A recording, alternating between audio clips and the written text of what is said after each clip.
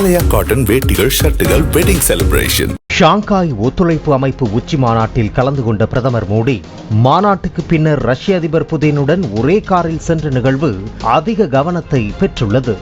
ரஷ்ய அதிபர் ஏன் தன்னுடைய காரில் பிரதமர் மோடியை அழைத்துச் சென்றார்? காரில் 1 மணி நேரம் அப்படி என்ன இரு நாட்டு தலைவர்களும் பேசினார்கள் என பல்வேறு கேள்விகளை எழுப்பியிருக்கிறது. சீனாவின் தியான்ஜினில் ஷாங்காய் ஒத்துழைப்பு அமைப்பின் உச்சி மாநாடு 2 நாட்கள் நடைபெற்றது.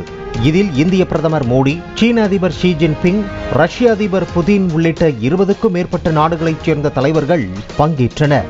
அதைத் தொடர்ந்து மாநாடு முடிந்த பிறகு பிரதமர் மோடி ரஷ்ய அதிபர் விளாடிமிர் புதினை சந்தித்து பேசினார். இதற்காக இருதரப்பு பேச்சுவார்த்தை நடைபெறும் இடத்துக்கு இருவரும் ஒரே காரில் பயணித்ததுதான் உலக நாடுகளை உற்றுநோக்கச் செய்துள்ளது.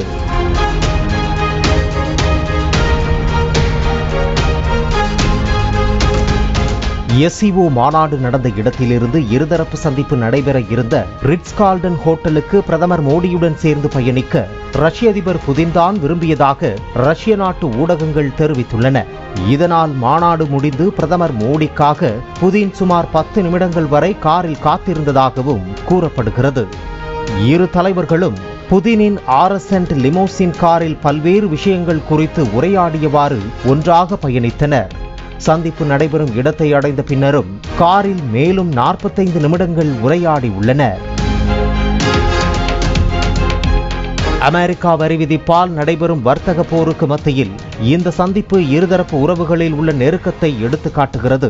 இது குறித்து தனது எக்ஸ் தளத்தில் பதிவிட்டிருந்த பிரதமர் மோடி, SCO உச்சி மாநாட்டின் நிகழ்வுகளுக்கு பிறகு நானும் அதிபர் புதினும் இருதரப்பு சந்திப்பு நடைபெறும் இடத்திற்கு ஒன்றாக பயணித்தோம். அவருடனான உரையாடல்கள் எப்போதும் ஆழமான புரிதலை தருபவை என பதிவிட்டு புதினுடனான புகைப்படத்தையும் அதில் பகிர்ந்தார். இந்த நிலையில் ரிட்ஸ் கார்ல்டன் ஹோட்டலில் இந்தியா ரஷ்யா இருதரப்பு சந்திப்பு சுமார் 1 மணி நேரத்திற்கும் மேலாக நடைபெற்றது. இந்த ஒட்டுமொத்த சந்திப்பின் போதும் இரு நாட்டு தலைவர்கள் பொருளாதாரம், நிதி, எரிசக்தி உள்ளிட்ட துறைகளில் இருதரப்பு ஒத்துழைப்பை மேலும் வலுப்படுத்துவது குறித்து விவாதித்துள்ளனர். மேலும் இத்துறைகளில் இருதரப்பு உறவுகளில் நீடித்த வளர்ச்சி நிகழ்வது குறித்து அவர்கள் திருப்தி தெரிவித்ததாக கூறப்படுகிறது. மிகவும் கடினமான காலங்கள் உட்பட அனைத்து காலங்களிலும் இந்தியாவும் ரஷ்யாவும் தோளோடு தோள் நின்று செயல்பட்டு வருகின்றன என தெரிவித்த பிரதமர் மோடி, இந்தியா ரஷ்யா உறவு இரு நாட்டு மக்களுக்கு மட்டுமல்லாது உலகின் அமைதி, நிலைத்தன்மை, வளம் ஆகியவற்றிற்கும் மிகவும் முக்கியமானது என கூறினார். மேலும் பேசிய பிரதமர் மோடி, உக்ரைனில் நிகழ்ந்து வரும் மோதல் குறித்து நாம் தொடர்ந்து விவாதித்து வருகிறோம். அமைதியை ஏற்படுத்துவதற்காக சமீபத்தில் மேற்கொள்ளப்பட்ட அனைத்து முயற்சிகளையும் நாங்கள் வரவேற்கிறோம். ஆக்கப்பூர்வமான முறையில் அனைத்து தரப்பும் முன்னேறும் என நாங்கள் நம்புகிறோம். கூடிய விரைவில் மோதல் முடிவுக்கு வருவதற்கான பாதையை கண்டறிய வேண்டும். அதன் மூலம் அமைதியை நிலைநாட்ட வேண்டும். இது ஒட்டுமொத்த மனிதத்தின் அழைப்பு என தெரிவித்தார். அதைத் தொடர்ந்து வரும் டிசம்பரில் இந்தியாவில் நடைபெற இருக்கும் இந்தியா ரஷ்யா உச்சி மாநாட்டில் கலந்து கொள்ள ரஷ்ய அதிபர் புதினுக்கு பிரதமர் மோடி அழைப்பு விடுத்த நிலையில் புதின் இந்தியா வருவார் என கூறப்படுகிறது. இந்திய பயணத்தின் போது ரஷ்ய அதிபர் புதின் முக்கிய ஒப்பந்தங்களில் கையெழுத்திடுவார் எனவும் எதிர்பார்க்கப்படுகிறது.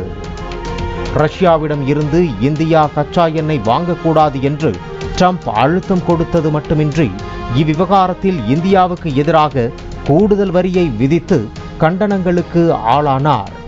இந்த நிலையில் பிரதமர் மோடி புதின் இடையேயான இந்த சந்திப்பு மிகுந்த முக்கியத்துவம் பெற்றுள்ளது.